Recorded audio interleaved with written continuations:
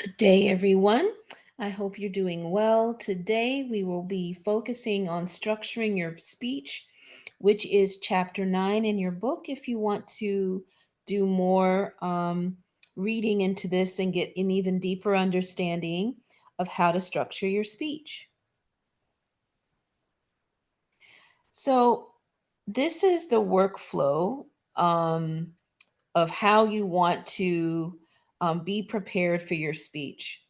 So you're going to structure the body of your speech using a working outline. And what I mean by that is you have a formal outline that you will submit on Blackboard that will be either in a Word doc or a PDF. It should be only one page and it should be very, very brief. It's a skeleton of or kind of like a skeleton structure of what your speech is going to be, and you will actually use this outline when you give your speech. So you can either print it out and have it available. You can use it to um, put note cards together. So your outline, when you turn in your outline, it's not like an assignment. You turn it in and you don't ever look at it again. The outline is meant to be used while you are giving your speech, and it'll help you to kind of move from one point to the next and not forget your place. So, this is how, and an outline is how you organize your speech. So, we're going to get started with the principles of a well ordered speech is the simplicity. You want to have a limit of your main points. Don't go crazy with a whole bunch of main points, and you want to repeat them for emphasis. So as you're giving your speech, repeating the main points. A second principle of a well ordered speech is order. So your speech is going to be structured into an introduction, which is your opening, and it should be maybe a one, two sentences at the most. And then you have the body of your speech where you really begin to give more information about your main points. So you would introduce your main points in the introduction, and then the body is where you elaborate on your main points.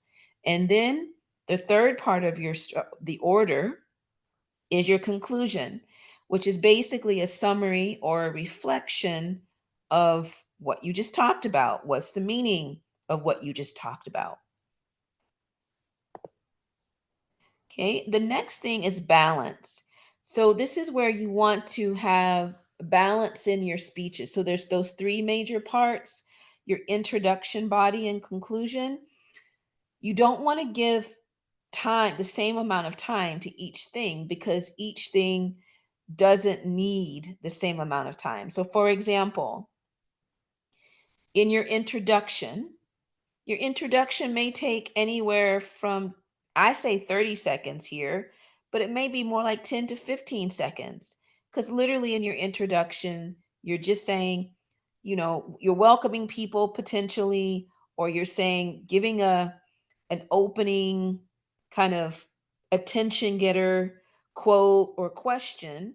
And then you're just saying, this is what I'm talking about today. So you don't want to put a whole lot of time um, into your introduction.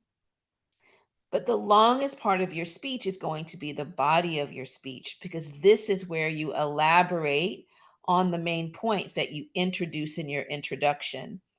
And then you have your conclusion, which, like the introduction, is you're restating the main points and you're giving a memorable closing to your speech.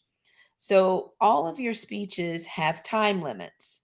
Um, so, when you're thinking about how to how much time you're going to give to each thing, so for example, your ceremonial speech is a 3-minute speech. So, your introduction, about 30 seconds. Your conclusion, 30 seconds. That leaves you 2 minutes for the body of your speech. And if you have 2 minutes to elaborate on main points, how many main points do you think you can have to be able to stay within the time limit of 3 minutes. And I would say 1 to 2 main points at the most, one main point per minute. So um, your informative speech is going to be 5 minutes. So once again, introduction 30 seconds, conclusion 30 seconds, 5 minute speech. That's 1 minute. So you now have 4 minutes remaining for a 5 minute speech. You have 4 minutes remaining for your body. So that would be a main point per minute. So 4 main points. For your persuasive speech, it's supposed to be 6 minutes. Once again, introduction is 30 seconds, conclusion 30 seconds. That leaves you 5 minutes for the body of your speech, which gives you roughly 4 to 5 main points that you can focus on for your persuasive speech. So be thinking about that as you prepare for each speech as the semester goes along. Be sure to pay attention to how much time is allotted for each speech so that you can then organize and plan with your outline accordingly. So, structuring the body of your speech. So, the first thing is that you have your main points. Okay. These are the main points are things that are most vital to establishing your thesis statement and to satisfy your purpose. And a thesis is it expresses your central idea and your specific purpose. That's what a thesis does. So for example, if in your informative speech you're talking about, I don't know, um the history of gas prices, right? So your thesis statement might be um the impact of the economy, or the impact of gas prices on the economy. And that's what you're focusing on. That's your specific purpose, is how are the gas prices affecting the economy? So thinking about that. So your main points then have to do with that thesis statement. So you want to develop your main point. So there's 3 levels. You have your main points, which are very general. And then underneath that main point will be subpoints, which are specific and they support the main point. So, some questions you might want to ask yourself is, how do I know this is true? What does something mean and why should I care? And then you use supporting materials to strengthen your main and subpoints. Okay.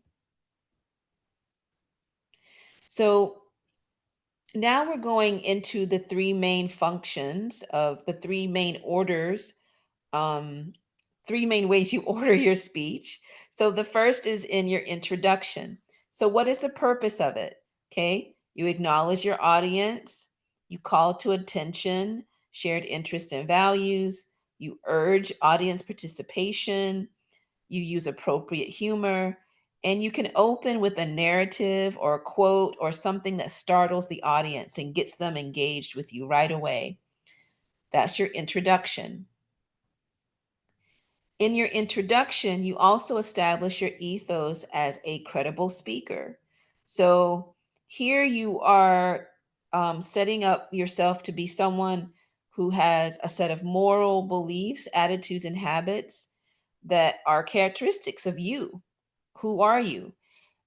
Here also that it's well organized. You also begin in your introduction showing that you have a well organized, thoughtful topic that you're going to speak on, that you use language effectively and correctly, and then you demonstrate that you know what you're talking about.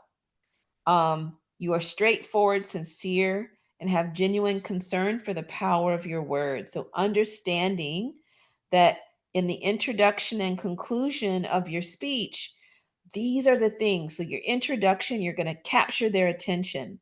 And in your conclusion, you want to leave them with something that they will remember after your speech is over.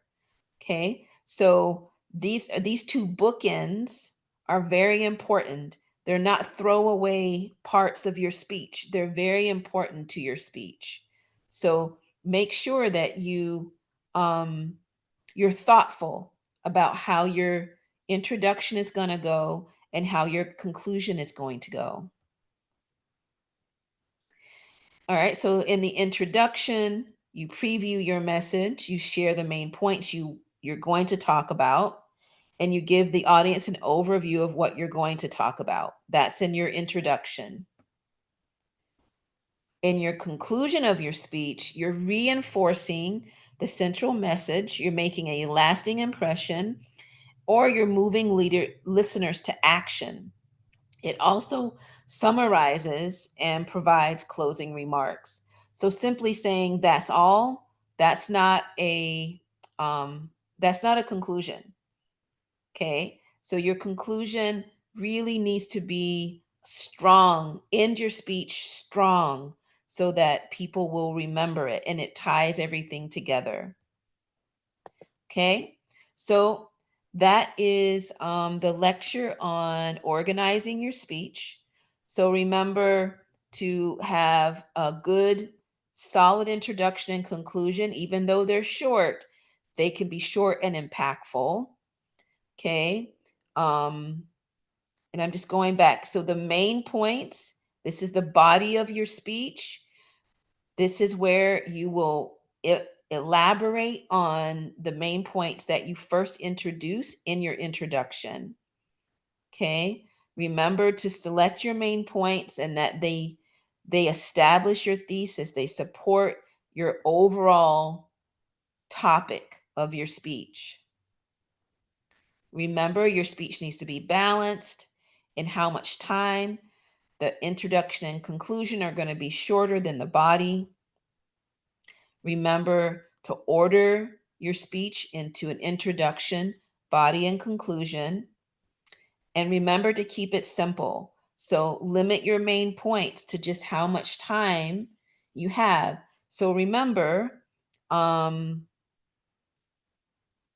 with the balance piece, you have 3 minutes for your ceremonial speech, 5 minutes for your informative speech, 6 minutes for your persuasive speech. Okay. Go ahead and deduct 1 minute of that time for your introduction and conclusion. And whatever's left over is the time you have for the body of your speech. And give each minute, each main point should get a minute. Okay. So keeping that in mind when you're preparing. So I'm looking forward to your first speech, which is going to be your ceremonial speech. And remember, you need to turn in your outline, and your outline will be what will really help you to organize and show, and it shows me that you have prepared and you're well prepared to give your speech. So I hope you have a good day.